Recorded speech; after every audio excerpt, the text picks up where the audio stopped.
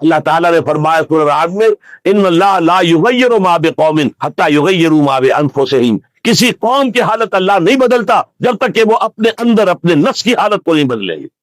پہلے اندر اپنے آپ کو بدلو، پہلے حلال پر اتفاق کرو، حرام سے اجتناب کرو، گھروں میں شرعی پردہ نافذ کرو، شرعی پردہ، یہ رواجی پردہ نہیں، شرعی پردہ۔ پوچھئے علماء سے کس کس سے پردہ ہے، کس کس کے سامنے عورت آ سکتی ہے بغیر حجاب کے، کون ہے محرم، پوچھئے۔ اور چیزیں بھی پوچھتے، یہ بھی پوچھئے نا ان سے، پھر اس پر عمل کیجئے۔ اگر آپ اپنے گھر کے اندر پردہ نافذ نہیں کرتے اور شکوہ کرتے جی بڑی عریانی دنیا میں پھیل رہی ہے، تو آپ کو شکوہ کرنے کا حق نہیں۔ عریانی ہے، بے حجابی ہے، بے پردگی ہے، فحاشی ہے، پھیل رہی ہے، کیوں؟ ہم نے خود اپنے گھروں سے پردہ نکال دیا۔ جس کے بعد دو پیسے آ گئے، سب سے پہلا کام یہ کیا کہ برقع اتار دیا۔ معلوم ہوا کہ یہ تو غربت کی علامت تھی، یہ تو گویا کہ دقیانوسیت کی علامت تھی۔ تو ہمیں یہ سوچنا چاہیے، ہماری معاشرت، اب کسی نے قانون تو ہمارے اوپر نافذ نہیں کیا ہے کہ عورتیں پردہ نہ کریں، اللہ کا شکر ہے آج تک پاکستان میں تو ایسا نہیں ہوا ہے۔ مسلمان ملک ایک ترکی بھی ہے، وہاں عورت اپنا سر بھی نہیں ڈھانپ سکتی۔ آپ کو اپنے اخبار میں آپ نے پڑھا ہوگا، ایک ممبر آف پارلیمنٹ ان کی آ گئی تھی کہ جس نے صرف سر ڈھانپا ہوا تھا، سکارف رکھا ہوا تھا سر پر، اس جرم کی پاداش میں اس کی وہ اسمبلی کی ممبرشپ بھی گئی اور ترکی کی سٹیزن شپ بھی گئی۔ ہمارے ہاتھوں میں جس گھر سے بھی پردہ نکلا ہے اپنی مرضی سے نکلا ہے، کس نے بھی چھوڑا ہے اپنے ارادے سے چھوڑا ہے، کسی نے آپ پر لازم نہیں کیا۔ تو پہلا کام دیکھیے اصلاح معاشرہ کا، پہلے اپنے آپ کو بدلو، اپنے آپ کو ٹھیک کرو، اپنے کردار کو، اور دونوں اعتبارات سے اپنی معاش اور معاشرت، معاش آپ کی جو بھی کمائی ہے جس پر آپ کا گزارا ہے اس میں کوئی حرام کی آمیزش نہ ہو، معاشرت جو رہن سہن ہے۔ باقی ظاہر بات ہے چور کا ہاتھ تو آپ نہیں کاٹ سکتے، وہ تو جب تک قانون نہ بنے اور وہ نظام نہ بدلے۔ زانی کو آپ سنسار نہیں کر سکتے جب تک کہ شریعت کا قانون جو ہے اس کی بالادستی نہ ہو جائے، وہ آپ نہیں کر سکتے۔ سود آپ ختم نہیں کر سکتے جب تک کہ وہ نظام حکومت ختم نہ کرے، ورنہ تو ہر ایک جو ہے پورے ہمارے نظام کا جو ہے تانا بانا سود پر ہے۔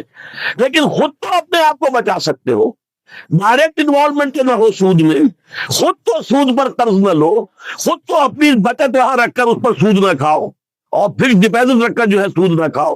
کم سے کم ان دونوں اعتبارات سے جب تک کہ ہم اپنے آپ کو، تقویٰ تو بہت اونچی چیز ہے، اور تقویٰ بھی وہ جتنا کہ اللہ کے تقویٰ کا حق ہے، تو بہت اونچی بات ہے، کم سے کم جو صریح حرام ہے اس سے تو بچیں۔ تو پہلی منزل یہ، بلکہ میرے اب آج کی ترتیب میں دوسری منزل ہوئی۔ پہلی منزل کیا تھی؟ یقین والا ایمان حاصل کرو، یقین پیدا کرے ناداں، یقین سے ہاتھ آتی ہے وہ درویشی کے جس کے سامنے جھکتی ہے فقوری۔ ایسے ایسے درویش گزرے ہیں۔ اب یہ خواجہ نظام الدین اولیاء رحمۃ اللہ علیہ، دلی میں ایک تخت ہوتا تھا بادشاہ کا، ایک تخت ہوتا تھا ان کا روحانی تاجدار۔ وہ کون تھے؟ نظام الدین اولیاء رحمۃ اللہ علیہ۔ 6 بادشاہ ان کے زمانے میں بیٹھے تخت دہلی پر، کسی کے پاس حاضری نہیں کی، درویش نہیں جایا کرتے عمرہ کے گھروں میں۔ ایک بادشاہ نے کہا کہ میں آنا چاہتا ہوں، روک دیا، نہیں میرے پاس مت آؤ۔ اس نے کہلوایا میں آ جاؤں گا، آپ کا دربار عام ہے، کھلا ہے، سب آتے، میں بھی آ جاؤں گا، آپ مجھے کیسے روک سکتے ہیں؟ جواباً کہلوایا کہ اگر بادشاہ ایک دروازے سے داخل ہوا درویش دوسرے دروازے سے نکل جائے گا۔ جھک رہا ہے کہ نہیں بادشاہ؟ جب آیا تھا بابر یہاں پر حکومت کو جنگ کرنے کے لیے، پانی پت کی پہلی جنگ ہونے والی تھی سن 1526 میں، پتہ نہیں یہ تاریخ بھی اب لوگوں کو معلوم ہے کہ نہیں، تو وہاں کون تھا؟ ابراہیم لودھی بادشاہ کا پہلی تھا۔ وہ آیا ہے شیخ عبد القدوس گنگوہی رحمت اللہ علیہ کے پاس، حضور حضرت میرے لیے دعا کیجئے، بڑا وقت سخت آ گیا ہے، بابر فوج لے کر آ گیا ہے۔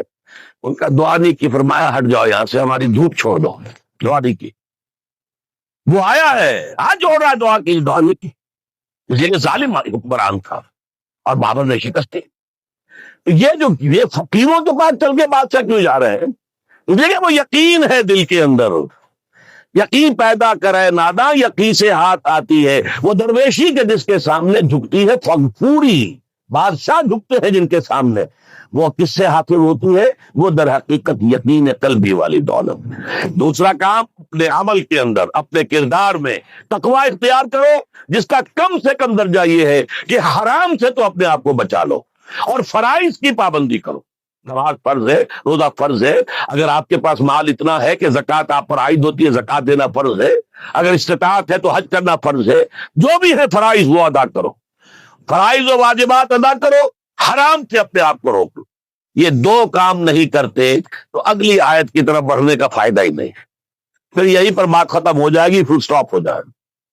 لیکن اگر یہ مرحلہ طے کر لیا، خوش نصیب، اس نے اپنی معاش اور اپنی معاشرت کو درست کر لیا شریعت کے مطابق، اب اگلا قدم کیا ہوگا؟ وَاعْتَصِمُوا بِحَبْلِ اللَّهِ جَمِيعًا وَلَا تَفَرَّقُوا۔ اب چونکہ تمہیں حد سے آگے بڑھ کر ایک امت بننا ہے، دنیا میں انقلاب برپا کرنے کے لیے، اللہ کے دین کا بول بالا کرنے کے لیے، اللہ کے دین کو غالب کرنے کے لیے تمہیں تو فوج بننا ہے، خدائی فوجدار بننا ہے، لہذا تمہیں جڑنا ہوگا نا۔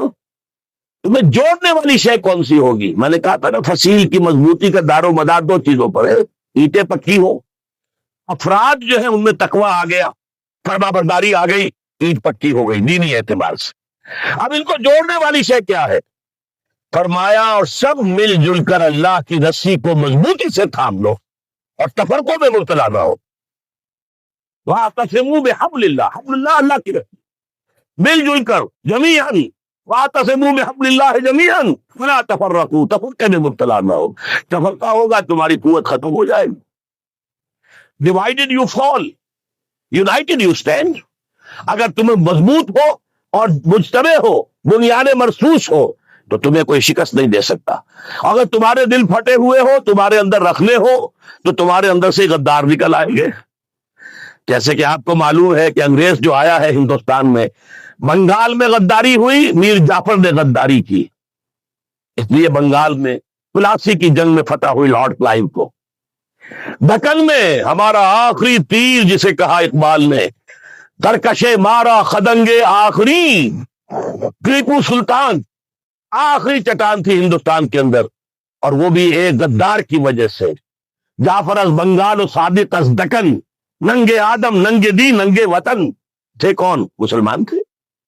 لیکن یہ کہ اگر آپس میں تفرقہ ہے، آپ کے تفرقے کو دشمن استعمال کرے گا، آپ کو آپس میں ٹکرائے گا، ایک کے مقابلے میں دوسری کی مدد کرے گا، کبھی دوسرے کے مقابلے میں آپ کی مدد کرے گا، تاکہ آپس میں ٹکرا کر ختم ہو جاؤ۔ لہذا اتحاد، اب کیونکہ یہاں پہ اتحاد لکھا ہوا ہے تو اسی حوالے سے سمجھیے کہ وَاعْتَصِمُوا بِحَبْلِ اللَّهِ، جو اتفاق کیسے آئے گا؟ اللہ کی رسی کو مضبوطی سے تھامو۔